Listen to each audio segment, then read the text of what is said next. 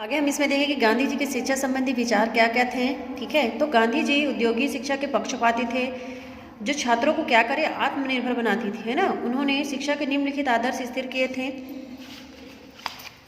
जिसमें से पहला था कि शिक्षक की देख रेख में शिक्षार्थियों को शारीरिक कार्य में लगना चाहिए, है ना। दूसरा था प्रत्येक लड़के और लड़की की रुचि जानकर उसे उसकी रुचि का काम देना चाहिए, है ना, उसकी रुचि अनुसार उसको कार्य देना चाहिए। तीसरा था इसमें समझने की योग्यता हो जाने पर अक्षर ज्ञान के पूर्व सामान्य ज्ञान कराना चाहिए, है ना। चौथा उसे था कि उसे प्रारंभ से शुद्ध अक्षर लिखना सिखाना चाहिए। पांचवा था लिखने के पहले बच्चों को पढ़ना सिखाना चाहिए। और छठवां था बच्चों को बातचीत द्वारा ज्ञान प्राप्त कराया जाए, अर्थात शिक्षक ज्ञान की बातें बोलकर विद्यार्थियों को समझाने की यहाँ पे क्या करे, वो कोशिश करे। ठीक है। सातवां था बच्चों को जबरदस्ती कुछ ना सिखाया जाए, है ना, जबरदस्ती किसी को कुछ ना सिखाया जाए और वे जो पढ़े उसमें उन्हें आनंद आना चाहिए। आठवां इसमें था कि शिक्षा खेल के समान लगनी चाहिए, खेल भी शिक्षा का एक अंग है। ठीक है। नौवां इसमें दिया शिक्षा मातृभाषा के माध्यम से दी जाए। 10वां था अक्षर ज्ञान के पहले बच्चों को राष्ट्रभाषा हिंदी की इतनी शिक्षा दी जाए कि वे उसे बोल समझ सके। ठीक है। 11वां इसमें धार्मिक शिक्षा अनिवार्य होनी चाहिए, पर यह पुस्तक से नहीं, शिक्षक के आचरण और उसके मुख से दी जानी चाहिए। ठीक है। 12वां इसमें 16 वर्ष की आयु के बाद शिक्षा का दूसरा काल प्रारंभ होता है ना। हिंदू बालक को संस्कृत का और मुसलमान बालक को अरबी का ज्ञान दिया जाना चाहिए। शारीरिक कार्य के साथ साथ अक्षर ज्ञान बढ़ाया जाए। 13 इसमें था बालक को माता पिता के धंधे की शिक्षा दी जानी चाहिए, जिससे वह अपने पारिवारिक धंधे को अपना सके। ठीक है। 14 इसमें था 16 वर्ष तक के लड़के लड़कियों को दुनिया के इतिहास, भूगोल, वनस्पति शास्त्र, गणित, ज्यामिति और बीजगणित का ज्ञान हो जाना चाहिए। और गणित तो लड़कियों को रसोई बनाने और सीने पुराने का भी ज्ञान कराया जाना चाहिए। 15वां इसमें था कि 9 वर्ष के बाद शुरू होने वाली शिक्षा स्वावलंबी होनी चाहिए, अर्थात विद्यार्थी पढ़ते समय ऐसा उद्योग करे जिससे पढ़ाई का खर्च निकल जाए। शिक्षकों में सेवावृत्ति होनी चाहिए, वे चरित्रवान हो, अंग्रेजी पढ़ाई भाषा के रूप में हो सकती है, उसे पाठ्यक्रम में स्थान मिलना चाहिए। ठीक है। पर उसका अनिवार्य रहना क्या है, आवश्यक नहीं है। ठीक है। अब हम यहाँ देखेंगे बुनियादी शिक्षा, तो नई तालीम। तो महात्मा जी प्रचलित शिक्षा प्रणाली से संतुष्ट नहीं थे, वे आदर्श शिक्षा उसे मानते थे जिसके द्वारा व्यक्ति का शारीरिक, मानसिक और आर्थिक विकास हो। वे बच्चों को हस्त कौशल की शिक्षा देने पर अधिक बल देते थे, क्योंकि उसके जरिए बच्चा कई विषयों का ज्ञान प्राप्त कर लेता है ना। उनका कहना था कि यदि बच्चा कताई का काम सीख ले तो वह चरखे की बनावट, उसके चक्के और नली को देखकर ज्यामिति के वर्ग, वृत्त तथा रेखाओं का ज्ञान प्राप्त कर लेगा। उसको लकड़ी और कपास की पैदावारी की सारी बातें मालूम हो जाएगी, है ना। उसमें कौतूहल जाग जाने से क्या होगा, वह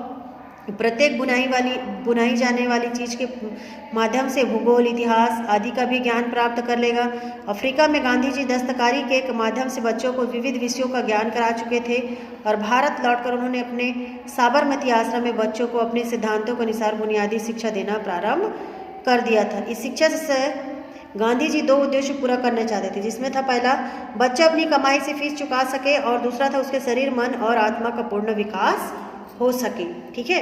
तो गांधी जी का यह मत था कि नई तालीम की पद्धति से शिक्षक भी अपना वेतन अर्जित कर सकता है। उसका आदर्श यह होना चाहिए कि पढ़ने और पढ़ाने का वातावरण ही न रहे। यदि कोई पूछे कि लड़के क्या कर रहे हैं तो यह कहा जाए कि खेत में काम कर रहे हैं, या रोगी की सेवा कर रहे हैं, या सफाई कर रहे हैं आदि। इन सब कार्यों से वे ज्ञान ही तो प्राप्त करते हैं। गांधी जी की किताबी ज्ञान की अपेक्षा अपने अनुभव से प्राप्त ज्ञान को अधिक महत्व देते थे। बड़ी आयु के विद्यार्थियों को वे रचनात्मक कार्य में लगाना चाहते थे। उनका मत था कि राजनीति का अध्ययन तो करें, पर राजनीतिज्ञों की दलदली नीतियों के शिकार न हो। उन्हें हरिजन तथा आदिवासी आदि पिछड़ी जातियों के सुधार संबंधी कार्यों में सहयोग देना चाहिए। तो ग्राम की स्वच्छता और उनकी आवश्यकताओं की पूर्ति में सहयोग देना उनका कर्तव्य होना चाहिए। ठीक है। अब हम यहाँ देखेंगे हरिजनों उद्धार यात्रा। तो हरिजन का उद्धार किया गया। गांधी जी ने दक्षिण में हरिजनों के प्रति क्या विशेष अलगाव का भाव होने से यात्राएं प्रारंभ की। मछलीपट्टनम की सड़कों पर हरिजनों को आज़ादी से चलने की मनाही सरकार द्वारा नहीं, उच्च वर्णियों द्वारा की गई थी। तो गांधी जी उनकी दयनीय दशा पर बड़े दुखी थे। वहाँ सभा में अपनी व्यथा को शब्दों में उड़ेलते हुए बोले, यदि हमने अपने समाज से अस्पृश्यता मतलब छुआछूत समाप्त न की तो हम अपनी कब्र स्वयं खो देंगे। भाषण की समाप्ति पर उन्होंने 3 मंदिरों को हरिजनों के लिए खुलवा दिया। दक्षिण में हरिजनों को मंदिरों में जाकर मूर्ति के दर्शन की सुविधा तो थी ही नहीं, वे मंदिर को जाने वाली सड़कों पर भी चल नहीं पाते थे। कहीं कहीं उन्हें डंडा पीटकर अपने शुभ आगमन की सूचना देनी पड़ती थी, जिससे ऊंची जाति वाले लोग उनकी छाया से दूर रह सके। चेन्नई ही नहीं, भारत के अन्य प्रदेशों में भी जिनके साथ समानता का व्यवहार नहीं किया जाता था, गांधी मानव समानता में विश्वास रखते थे, इसलिए वे जाति प्रथा के बहुत क्या थे वहाँ पे विरोधी थे और छुआछूत को हिंदू समाज का कलंक मानते थे। गांधी जी की हरिजनोद्धार यात्रा का परिणाम यह हुआ कि देश भर के कई मंदिर उनके लिए क्या हुए, खुल गए और उनके प्रति क्या हुए, अलगाव के भाव भी वहाँ पे कम हो गए। ठीक है, अब यहाँ पे देखेंगे नए सुधार और कांग्रेस का सहयोग। तो गांधी जी ने खिलाफत आंदोलन में सहयोग देकर हिंदू और मुसलमानों को नज़दीक लाने का जो प्रयत्न किया था, है ना, वह असफल हो गया।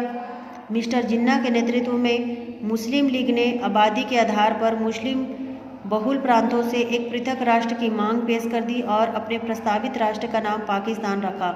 धर्म के आधार पर राष्ट्रों के निर्माण का विचार गांधी जी को अटपटा लगा और उनका मत था कि भिन्न धर्मों का अर्थ भिन्न राष्ट्रीयता या संस्कृति नहीं होता, बल्कि क्या है, मुस्लिम लीग ने पाकिस्तान बनाए जाने के संबंध में आंदोलन को क्या रखा, यहाँ पे जारी रखा, है ना। यहाँ से हम कल पढ़ेंगे। ठीक है।